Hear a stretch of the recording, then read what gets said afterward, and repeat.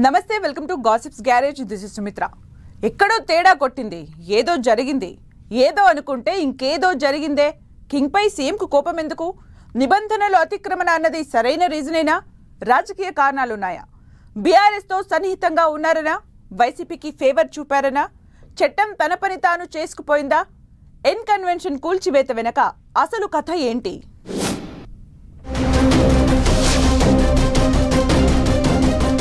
హైదరాబాద్ లో చెరువుల ఆక్రమణల కూల్చివేతలతో హల్చల్ చేస్తోన్న HYDRAA hero Nagarjuna N convention ను నేలమట్టం చేయడంతో రెండు తెలుగు రాష్ట్రాల్లో హాట్ టాపిక్ గా మారింది. ఎన్ కన్వెన్షన్ ఆక్రమణలపై చాలా కాలంగా ఫిర్యాదులు, వివాదాలు ఉన్నప్పటికీ హైడ్రా ఏర్పాటు చేసిన కొద్ది రోజుల్లోనే ఓ సెలబ్రిటీని టార్గెట్ చేయడమే చర్చనీయాంశంగా మారింది. హైదరాబాద్ నగరంలో చాలా మంది బడా బాబులు, రాజకీయ నేతల ఆక్రమణలపై ఉక్కుపాదం మోపుతోంది హైడ్రా. సుమారు నెల రోజులుగా 18 ప్రాంతాల్లో ఆక్రమణలను గుర్తించి 44 ఎకరాలకు విముక్తి కల్పించింది. ఇదంతా చట్ట పరిధిలో జరిగిందా లేదా అనే అంశంపైన, ఇందులో రాజకీయ కోణంపైన ఎవరికి తోచిన విధంగా వారు చర్చిస్తున్నారు.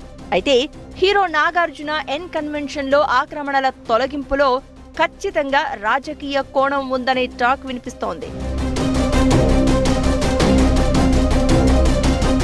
ఎన్ కన్వెన్షన్ లో ఆక్రమణలు ఉన్నాయని 2014లోనే గుర్తించింది అప్పటి ప్రభుత్వం.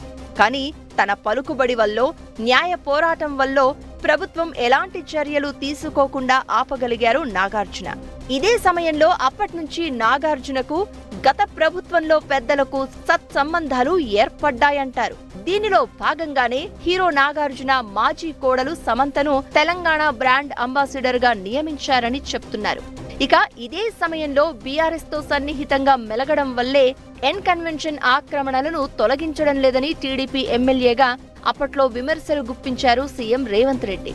బీఆర్ఎస్ అధికారంలో ఉన్న 10 ఏళ్లు ఎన్ కన్వెన్షన్ పై ఎలాంటి చర్యలు తీసుకోకపోగా పలు అధికారిక కార్యక్రమాలకు వేదిక అవడం కూడా విమర్శలకు దారితీసింది. దీంతో సీఎంగా రేవంత్ రెడ్డి బాధ్యతలు స్వీకరించిన తర్వాత గత ప్రభుత్వంలో చూసి చూడనట్లు వదిలేసిన ఆక్రమణలపై ఉక్కుపాదం మోపుతున్నారు అంటున్నారు. తాను టీడీపీలో ఉండగా విమర్శలు చేసిన నాగార్జున ఎన్ కన్వెన్షన్ ను తొలగించి తన మాటల్లో విశ్వసనీయత ఉంటుందని నిరూపించుకునే ప్రయత్నం చేస్తున్నారు సీఎం రేవంత్ రెడ్డి.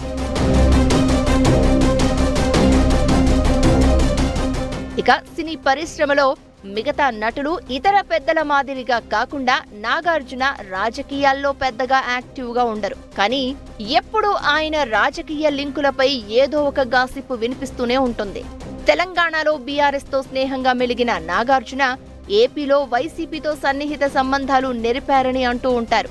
గత ఎన్నికల ముందు వైసీపీ నుంచి విజయవాడ ఎంపీగా పోటీ చేయాలని నాగార్జునకు ఆఫర్ వచ్చిందనే ప్రచారం జరిగింది.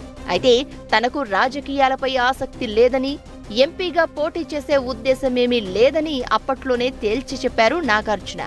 అయితే వైసీపీతో నాగార్జునకు ఉన్న ఈ అనుబంధం మాత్రం కాంగ్రెస్ పెద్దలకు నచ్చలేదని చెప్తున్నారు.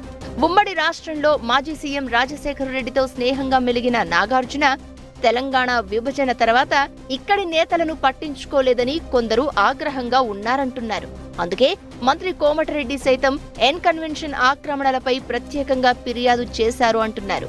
ఈ కారణాలతోనే ఎన్ కన్వెన్షన్ పై హైడ్రా చర్యలను ఎదుర్కోవాల్సి వచ్చిందని ఇటు టాలీవుడ్ లోనూ అటు పొలిటికల్ సర్కిల్స్ లో చర్చ కూడా జరుగుతోంది.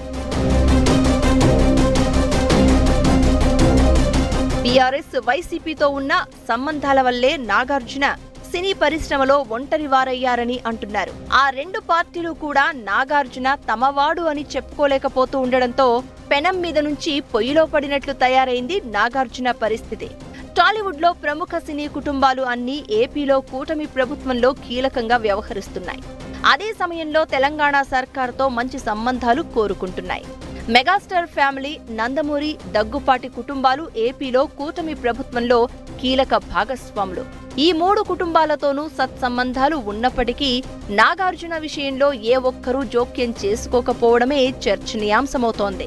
ఇలా రాజకీయంగా, పరిశ్రమ పరంగా ఒంటరిగా మిగిలిన నాగార్జున న్యాయ పోరాటాన్ని మాత్రమే నమ్ముకున్నారు. ఏదేమైనా హైడ్రా యాక్షన్ తో కింగ్ పొలిటికల్ స్ట్రాటజీయే దెబ్బకొట్టిందా అన్న అనుమానాలే ఎక్కువయ్యాయి.